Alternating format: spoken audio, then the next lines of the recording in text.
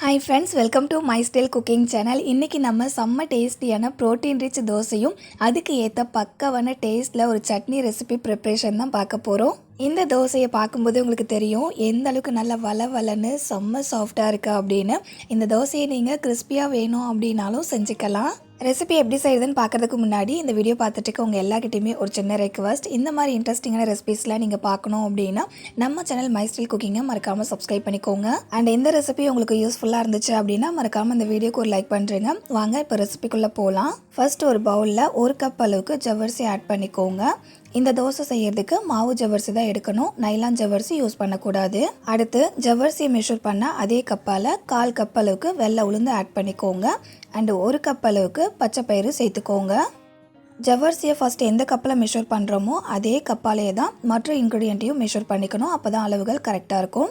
அடுத்து 1/2 table spoon வெந்தயம் சேர்த்துக்கோங்க. வெந்தயம் சேர்க்கறதால தோசை சுடும்போது தோசை நல்லா செவந்து வரும், அதுக்காக தான் வெந்தயம் ஆட் பண்ணுறோம். இப்போது இதை வந்துட்டு தண்ணி ஊற்றி ஒரு 2-3 டைம் க்ளீனாக வாஷ் பண்ணி எடுத்துக்கோங்க. ஃப்ரெண்ட்ஸ், ஆல்ரெடி நம்ம சேனலில் நிறைய இந்த மாதிரி ஹெல்த்தியான பிரேக்ஃபாஸ்ட் டின்னர் ரெசிபிஸ்லாம் நான் அப்லோட் பண்ணியிருக்கேன். அந்த ரெசிபியோட லிங்க் எல்லாத்தையுமே இந்த வீடியோ கீழே டிஸ்கிரிப்ஷனில் தர செக் பண்ணி பாருங்கள். பருப்பு ஜவ்வரிசியெல்லாம் நல்லா க்ளீனாக வாஷ் பண்ணதுக்கு அப்புறமா இல்லை தண்ணி ஊற்றிட்டு ஒரு 5 மணி நேரம் போல் ஊற வச்சுடுங்க. இது ஊறிட்டுருக்க டைமில் இதுக்கு ஏற்ற ஒரு பக்காவான சட்னி ரெசிபி எப்படி செய்யுதுன்னு பார்க்கலாம். சட்னி செய்கிறதுக்காக ஸ்டவ் ஆன் பண்ணிவிட்டு ஒரு பேன் வச்சுக்கோங்க. பேனில் 2 டேபிள் ஸ்பூன் எண்ணெய் சேர்த்துக்கோங்க. எண்ணெய் சுடானதுக்கு அப்புறமா இதில் 1/4 கப் அளவுக்கு வெள்ளை உளுந்து சேர்த்துட்டு இந்த வெள்ளை உளுந்து நல்லா செவந்து வர வரைக்கும் வறுத்துக்கோங்க. உளுந்து இந்த மாதிரி நல்லா செவந்து வரப்பட்டதுக்கு அப்புறமா இதில் 3 துண்டு அளவுக்கு இஞ்சி சேர்த்துக்கோங்க.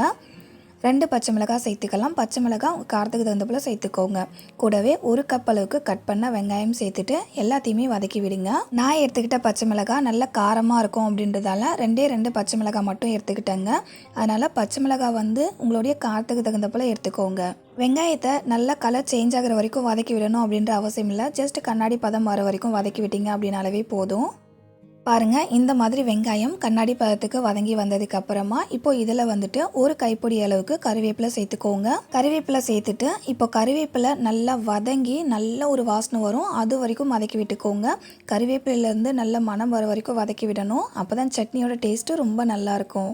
கறிவேப்பிலை வதங்கும் போது அவ்வளோ நல்ல வாசனையாக இருக்கும். நம்ம குழம்புலாம் ஆட் பண்ணோம்ல, அப்போது வர வாசனையை விடவே இப்போ நம்ம வதக்கும் போது அதுலேருந்து வர வாசனை அவ்வளோ சூப்பராக இருக்கும். கறிவேப்பிலையை நல்லா வாசனை வர வரைக்கும் வதக்கி விட்டதுக்கு அப்புறமா இப்போ ஸ்டவ் ஆஃப் பண்ணிவிட்டு நம்ம வதக்கின பொருட்களோடைய சூடு கம்ப்ளீட்டாக ஆறுற வரைக்கும் அப்படியே வச்சுடுங்க. சூடு ஆறுனதுக்கு அப்புறமா அதை மிக்சி கப்பில் சேர்த்துட்டு இதில் 3/4 டேபிள் ஸ்பூன் உப்பு சேர்த்துட்டு மிக்சி கப்பை க்ளோஸ் பண்ணிவிட்டு நல்லா ஃபைனாக அரைச்சிக்கோங்க. அரைக்கும் போது இடையில கொஞ்சம் கொஞ்சமாக தண்ணி சேர்த்து அரைச்சிங்கன்னா இந்த அளவுக்கு நல்லா ஃபைனாக அரைக்க வரும்.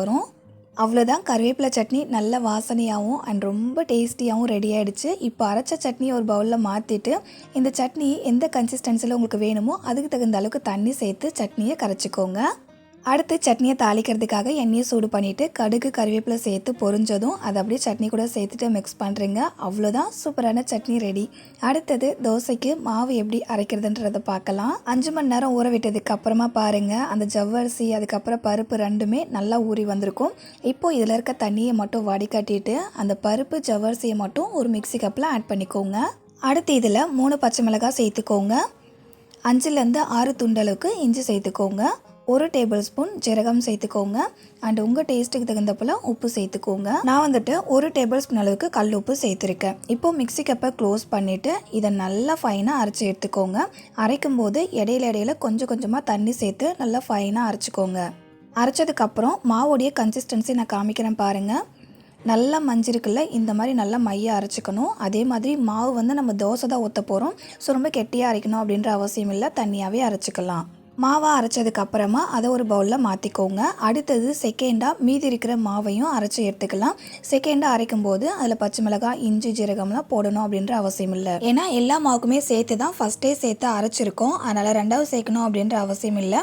எல்லாத்தையுமே மாவாக அரைச்சி பவுலில் ஆட் பண்ணதுக்கு அப்புறமா இப்போது எல்லா மாவுமே ஒன்றா மிக்ஸ் ஆகிற அளவுக்கு கரண்டியால் மிக்ஸ் பண்ணி விடுங்க. மாவை கரண்டியால் மிக்ஸ் பண்ணி விடுறதை விட கையால் மிக்ஸ் பண்ணி விட்டீங்க அப்படின்னா சீக்கிரமாக புளிச்சு வரும். இப்போது மாவை நல்லா மிக்ஸ் பண்ணி விட்டதுக்கு அப்புறமா இந்த மாவை மூடிட்டு ஒரு 2 மணி நேரம் மட்டும் இந்த மாவை புளிக்க வச்சுக்கலாம். சப்போஸ் மாவு புளிக்க வைக்கிறதுக்கெலாம் டைம் இல்லைங்க, அப்படியே தோசை ஊற்றணும் அப்படின்னா கூட நீங்கள் மாவை அரைச்சி உடனேவே நீங்கள் இதில் வந்து தோசை ஊற்றிக்கலாம். 2 மணி நேரம் ஊற வச்சதுக்கப்புறம் நீங்கள் பார்த்தீங்கன்னா மாவை பார்க்கும்போதே உங்களுக்கு தெரியும், அது வந்து கொஞ்சம் நொறையாக இருக்கிற போல் இருக்கும். ஸோ இந்த மாதிரி இருந்துச்சு அப்படின்னா உங்களுக்கு மாவு வந்து புளிச்சிருக்கு அப்படின்றத நீங்கள் தெரிஞ்சுக்கலாம். அதே போல் மாவை கரைச்சி விட்டதுக்கு அப்புறமா சைட்லேயுமே பார்த்தீங்கன்னா உங்களுக்கு பபுள்ஸ் மாதிரிலாம் வந்திருக்கும். ஸோ இதிலே வந்து நீங்கள் தெரிஞ்சுக்கலாம் மாவு புளிச்சிருக்குன்றதை. இப்போ அந்த மாவில் நான் தோசை ஊற்றி காமிக்கிறேன். தோசைக்கல்ல சூடு பண்ணிவிட்டு நல்லா சூடானதுக்கு அப்புறமா அதில் நம்ம அரைச்சி வச்சுருக்க மாவை ஊற்றிக்கோங்க. ஊற்றிட்டு எப்போவுமே தோசை ஊற்றுற மாதிரி மாவை நல்லா தீத்தி விடுங்க.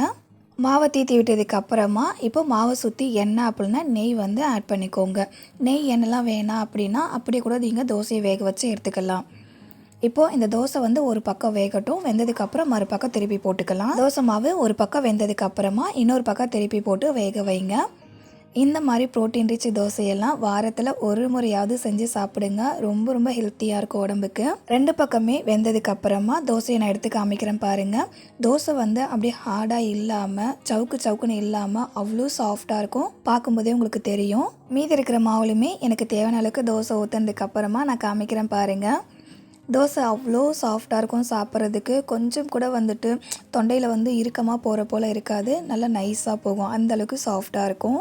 இந்த தோசைக்கு இஞ்சி சட்னி, தக்காளி சட்னி, அதுக்கப்புறம் தக்காளி தொக்கு, கருவேப்பிலை சட்னிலாம் நல்ல ஒரு பக்காவான சைட் டிஷ்ஷாக இருக்கும். இந்த எல்லா சட்னியுமே வந்து பார்த்தீங்கன்னா நல்லா ஸ்பைஸியாக இருந்துச்சு அப்படின்னா தொட்டு சாப்பிடும்போது ரொம்ப டேஸ்டியாக இருக்கும். முக்கியமாக இந்த மாதிரி தோசை செஞ்சு கொடுத்தீங்க அப்படின்னா குட்டீஸ்லாம் ரொம்பவே லைக் பண்ணி சாப்பிடுவாங்க. ஸோ மறக்காமல் ட்ரை பண்ணி பாருங்கள். இன்றைக்கி உங்க கூட ஷேர் பண்ணிக்கிட்ட இந்த ரெசிபி உங்களுக்கு பிடிச்சிருக்குன்னு நினைக்கிறேன். பிடிச்சிருந்ததுன்னா இந்த வீடியோக்கு ஒரு லைக் பண்ணுறேங்க. இதே போல் ஒரு இன்ட்ரெஸ்டிங்கான அண்ட் ஹெல்த்தியான ரெசிபியோட நாளைக்கு மதியம் 3 மணிக்கு மீட் பண்ணலாம் ஃப்ரெண்ட்ஸ். தேங்க்ஸ் ஃபார் வாட்சிங். பாய்.